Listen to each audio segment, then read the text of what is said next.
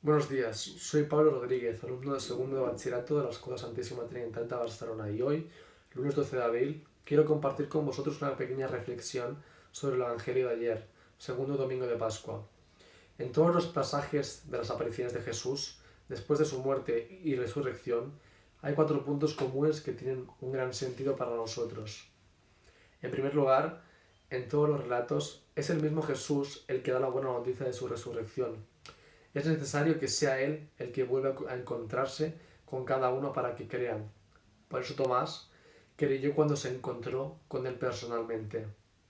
En segundo lugar, todas las apariciones perdonan el abandono, negación y decepción del jueves y el viernes por parte de cada uno de los discípulos. El amor de Jesús sigue perdonando siempre, sigue devolviendo amor donde otros no supieron amar. En tercer lugar, todas las experiencias se consolidan en la comunidad. Todas necesitan volver a ella para compartir la alegría.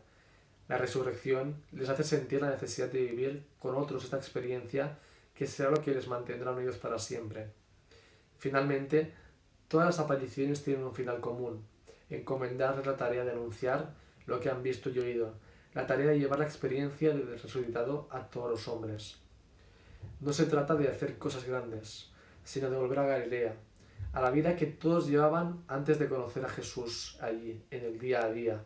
Es donde quiere que lleven a cabo su tarea. Quiere que vuelvan al amor primero y en adelante su vida sea otra. Sigamos el ejemplo de los discípulos y vivamos este tiempo pascual desde el encuentro personal con Jesús, el perdón y la alegría compartida.